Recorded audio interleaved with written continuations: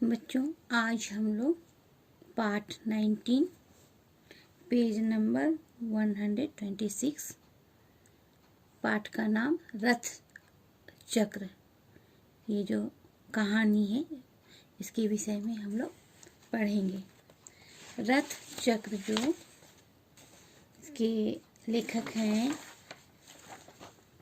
हिमांशु जोशी। कहानी पढ़ने से पहले हम लोग हिमांशु जोशी के विषय में जानकारी प्राप्त करेंगे।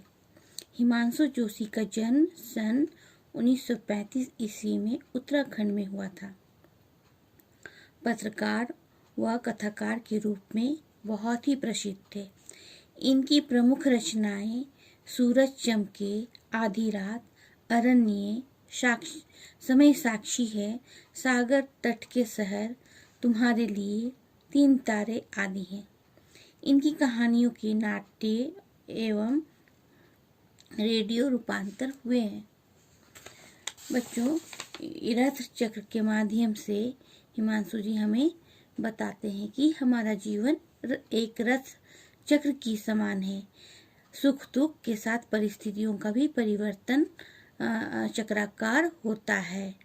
और इस आत्मकथा कहानी को छोटा सा अंश इस पाठ में दर्शाया गया है। कहते हैं कि हमारे जीवन में सुख दुख जो है, उतार चढ़ाव एक रथ चक्र की समान है। कभी सुख आता है तो कभी दुख आता है और हमें सभी परिस्थितियों में समान रहना चाहिए। यहाँ पर एक परिवार के विषय में उन्होंने बताया है कि उस परिवार में दादा और बच्चे और उनके दो बेटे और एक बहू इत्यादि रहते हैं। तो इन्होंने बताया कि लेखक जो हैं वो बतलाते हैं कि जब वो बहुत छोटे थे उसी समय उसके पिताजी का स्वर्गवास हो गया था।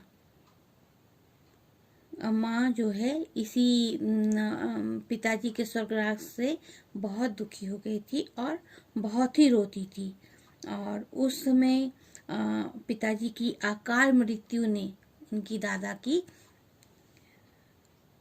मतलब दादाजी को और भी बूढ़ा बना दिया था।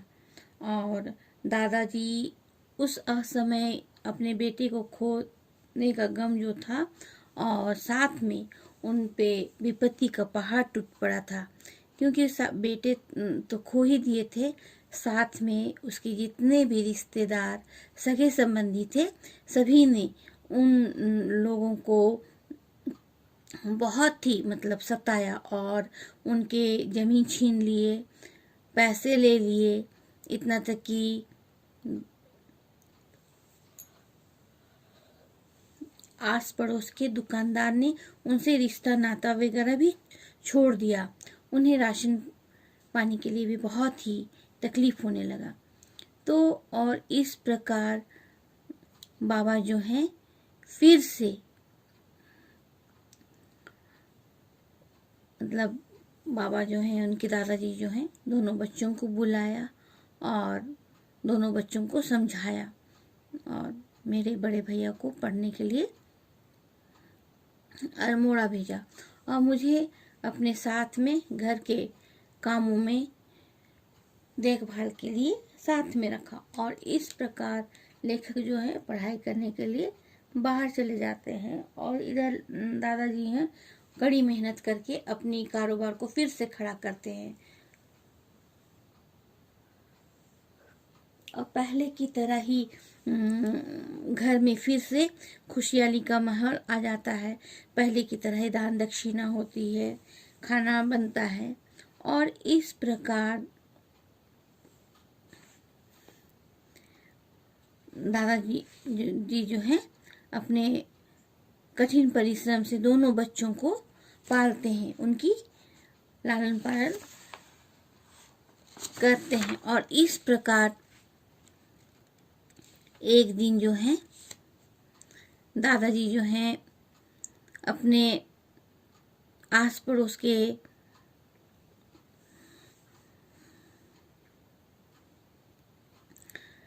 जगहों में गड्ढे खुदवाए और काफी पेड़ लगाए और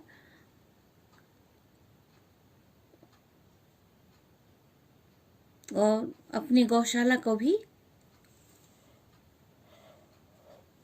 काफ़ी लंबा चौड़ा बनवा दिया। और इसके दोनों बच्चे जो हैं बड़े हो जाते हैं। इसके बड़े भाई जो हैं फौज में चले गए और उसकी उन्नति दिन दिन उन्नति हो जाती है और वो दिल्ली में नौकरी करते हैं। और इस बीच जो है उसके दादाजी भी जो है चल बसते हैं। अब घर में माँ उसकी जो है केवल अकेले रह जाती है। और इधर उसका बड़ा भाई शादी कर लेता है, लेकिन उसकी जो पत्नी है वो गांव में आके रहना पसंद नहीं करती है। माँ जो है कुछ दिनों के लिए बड़े भैया के पास जाती है, लेकिन पहाड़ों में जिंदगी काटने की वजह से वो शहर में नहीं रह पाती है और वह वापस अपने गांव चली आती है। और इधर लेखक का भी नौकरी जो है दिल्ली में हो जाता है।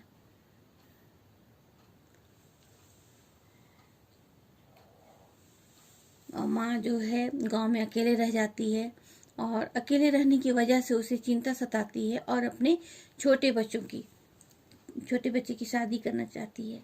और इस प्रकार अपने बच्चे को जो है शक्ति राय देती है कि तुम चैत्र में आ जाना और मैं जो है चांद सा बहू ढूंढ ली हूँ।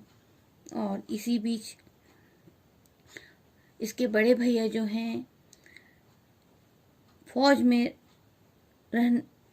फौज में थे और इसी बीच पाकिस्तान और बांग्लादेश के बीच में युद्ध हो जाता है। बड़े भैया जो हैं युद्ध में मारे जाते हैं और जाते हैं और घर में फिर से पहले की तरह ही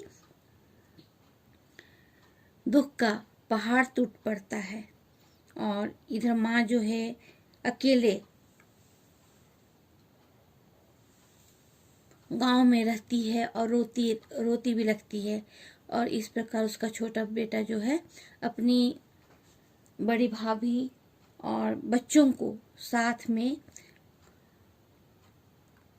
शहर से गांव लेकर के आता है और अपनी माँ को बोलता है कि आपको बहू चाहिए था, लीजिए मैं आपके लिए चांद सी बहू ला दिया हूँ।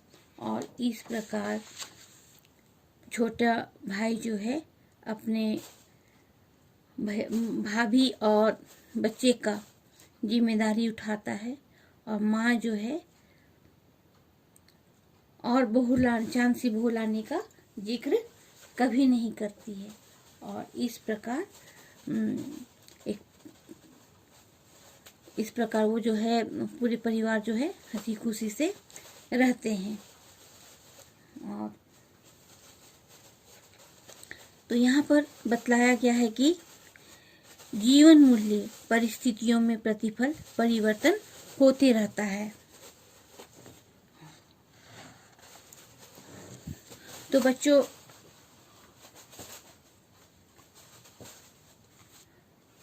यहाँ पर आपके पाठ में कठिन शब्दों के अर्थ दी गई है और श्रुत लेख दी गई है। इसको आप लोग अपनी हिंदी कॉपी में लिख लेंगे और प्रश्न उत्तर है इसको भी बना लेंगे। पाठ को उच्चारण के साथ में पढ़ेंगे और सारा प्रश्न उत्तर को आप लोग स्वयं करने का कोशिश कीजिएगा। ये आप लोगों का होमवर्क है।